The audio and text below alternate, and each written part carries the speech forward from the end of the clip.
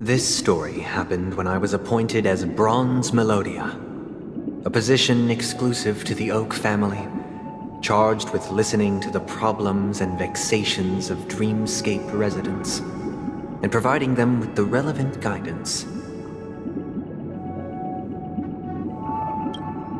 It was during that period that I had the opportunity to hear voices from all corners of the Dreamscape. Joy, sorrow, arrogance, regret. The complex tapestry of human nature that formed the world. And I was fortunate to catch a glimpse of it. He was a dream chaser and an illegal stowaway. Just like the rest of them, he came to Penacony in search of a better life, except that, to most people, the price he paid, I suppose you could say it was everything. He told me, I sold everything I could at home. The house, the land, even his 2 children. He said he could not afford to raise them, and that at least they could eat if they lived as slaves. He had a plan in place. He would buy back his children once he had made his fortune, and enjoy Penacony's beautiful dream with them. Alas, his plan to smuggle himself was somewhat clumsy, and he was sniffed out by those pig-headed hounds. After hearing the Dream Chaser's story, I immediately appealed to the Bloodhound family to cease their pursuit. That way, at least he could live peacefully. But I was still too naive to the ways of the world. I did not anticipate that what I thought was a kind gesture would later lead to dire consequences. I'll tell you the outcome soon. For now, I'd like you all to make a choice. Will you do as I did, and try to convince the Bloodhound family to stop their pursuit, so that the Dream Chaser may live peacefully and realize his wishes?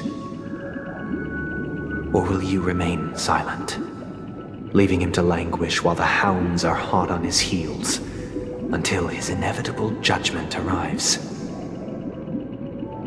I look forward to everyone's decisions. Who knows? Perhaps they might even alter the outcome of this tragedy.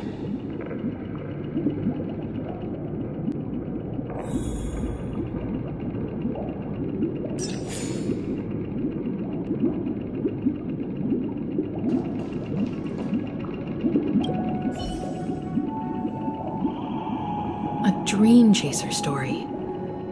If I acted out of kindness, I would probably ask the Bloodhounds to stop their pursuit and lend him a hand. But what cruel repercussion would this choice result in? I think Sunday must have been deeply impressed by the limitations of the strong defending the weak through this incident.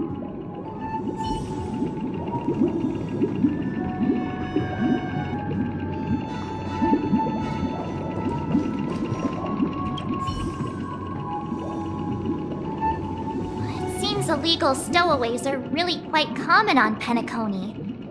But that guy in the story, I don't think he deserves any sympathy at all. He sold his kids to chase a dream. Even if he intended to go back for them, it's still insanely irresponsible. With that thought, there's only one choice. Let the Bloodhound send him back home. This person deserves to be punished.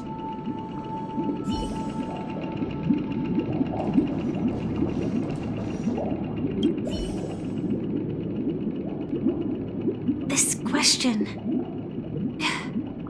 Surely it has some connection to the baby bird story. And this connection is precisely the breakthrough Sunday aims to use to persuade us.